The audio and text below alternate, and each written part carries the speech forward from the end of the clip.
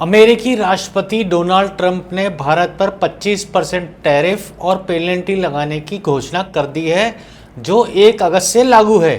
Trump ने ये फैसला असलियत में भारत की व्यापारिक नीतियों की वजह से किया है और उसका ये मानना है और कहना भी है कि वो रूस से तेल खरीदता है, रक्षा सामान खरीदता है और अमेरिका को साइडलाइन करता है।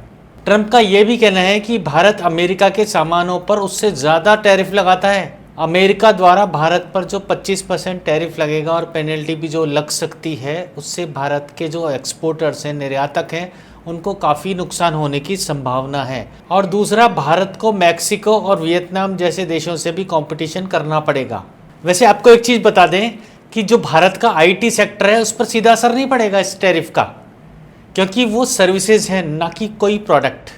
हमारी नज़र में तो भारत को अपने कूटनीतिक प्रयास तेज करने चाहिए और ये बात नहीं बनती है तो WTO में इस मुद्दे को उठाना चाहिए। भारत को अब आसियान, EU और UK से भी फ्री ट्रेड एग्रीमेंट पर फोकस ज़्यादा करना चाहिए। अब तो समय की मांग है कि भारत को अपनी IT इंडस्ट्री को ज़्यादा बढ़ावा देना चाहिए। MSME और स्टार्टअप्स को भी सब्सिडी और हर तरीके से मदद करनी चाहिए।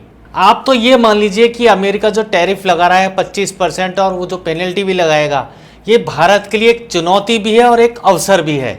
ट्रंप जो भारत पर 25% टैरिफ लगा रहे हैं और पेनल्टी की भी घोषणा करने वाले हैं, तो उससे अमेरिका को भी नुकसान हो सकता है। भारत को तो हो सकता है, लेकिन अमेरिका को भी नुकसान हो सकता है। वो ऐसे कि भारत और नए देशों का बाज़ारों को ढूंढेगा, उसका रुख उन बाज़ारों की तरफ हो जाएगा।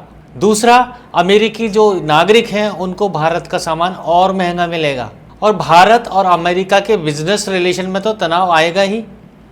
और आप ये भी जान लीजिए कि भारत इस समय विश्व का बहुत बड़ा मार्केट है। जुड़े रहिए लाइव न्यूज के साथ।